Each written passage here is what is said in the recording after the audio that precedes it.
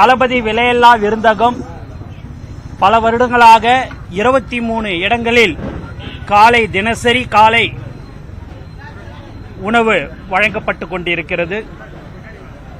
மேலும் இந்த பட்டினி தினத்தில் தமிழ்நாடு மட்டுமல்லாமல் கேரளா, புதுச்சேரி, கர்நாடகா, ஆந்திரா என்று பல்வேறு மாநிலங்களில் தமிழக வெற்றி கழக நிர்வாகிகள் மிக சிறப்பாக செயல்பட்டுக் கொண்டிருக்கிறார்கள். மேலும் இன்று தமிழகம் முழுவதும் 234 தொகுதியில் சுமார் இன்று மட்டும் பயனாளிகளுக்கு 3 லட்சத்திலிருந்து ஒரு 3.5 லட்சம் அளவிற்கு இன்று உணவு வழங்கப்படுகிறது என்பதை இந்த நேரத்தில் தமிழக வெற்றி கழகம் சார்பாக மனமார்ந்த செய்த மாவட்ட தலைவர்கள், அணி தலைவர்கள், நகரம், ஒன்றியம், கிளை, தொகுதி பொறுப்பாளர்கள் எல்லோருக்கும் இந்த நேரத்தில் தளபதி சார்பாக மனமார்ந்த வாழ்த்துக்களையும் நன்றியும் இந்த நேரத்தில் நான் தெரிவிச்சுக்கிறேன். அது மட்டுமில்லாமல் இன்று ஒரு நாள் இதை கொடுத்துட்டா மட்டும் போதாது.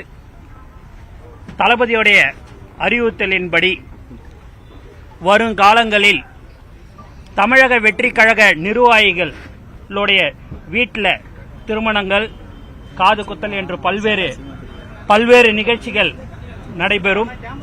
இனி வரும் காலங்களில் அந்த நிகழ்ச்சிகளில் மண்டபம் பக்கத்தில் அருகில் உள்ள முதியோர் இல்லங்கள், ஆதரவற்ற இல்லங்களை இருக்கும் அவர்களையும் அழைத்து உணவு அளிப்பார்கள் என்பதை இந்த நேரத்தில் நான் தெரிவித்துக் கொள்கிறேன். கடந்த வருடம் விஜய் மக்கள் இயக்கமா உணவு இருக்கும். அது மட்டும் இந்த நேரத்தில் நான் தெரிவித்துக் கொள்கிறேன். கடந்த வருடம் விஜய் மக்கள் இயக்கமா உணவு இருக்கும். அது மட்டும் இல்லாம நீங்க கல்யாண மண்டபத்தில் பாத்தீங்க அப்படின்னா கல்யாணம் பண்றவங்க 1500 பேர் 1000 பேருக்கு சாப்பாடு ரெடி பண்ணுவாங்க. ஒரு 700 பேர் 800 பேர் சாப்பிடுவாங்க. மீதி 200 பேர் சாப்பாடு மீந்துடும்.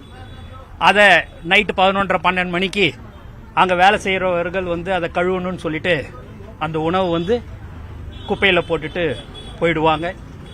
இனி அதுமாரி கூடுமான வரைக்கும் எங்களுடைய தமிழக வெற்றி கழக நிர்வாகிகள் எங்க கல்யாண மண்டபம் இருக்குதோ அந்த அருகிலே எங்களுடைய நிர்வாகிகள் இருப்பாங்க. அவங்க அந்த கல்யாண மண்டபத்தில் இருக்கிற அந்த மேலாளர்களை சந்தித்து எங்களுடைய தமிழக வெற்றி கழக நிர்வாகிகள் அவர்கள் அந்த நம்பரை கொடுத்துருவாங்க. அப்படி அந்த மாதிரியான சாப்பாடு உணவு மீறுது அப்படின்னு சொன்னா அவங்களுக்கு அதை ஃபோன் பண்ணி சொன்னா அவங்க நேரடியாக அதை பார்சல் பண்ணி முதியோர் இல்லங்கள், ஆதரவற்ற இல்லங்களுக்கு எடுத்துட்டு போய் கொடுப்பாங்க என்பதையும் இந்த நேரத்தில் நான் தெரிவிச்சுக்கிறேன்.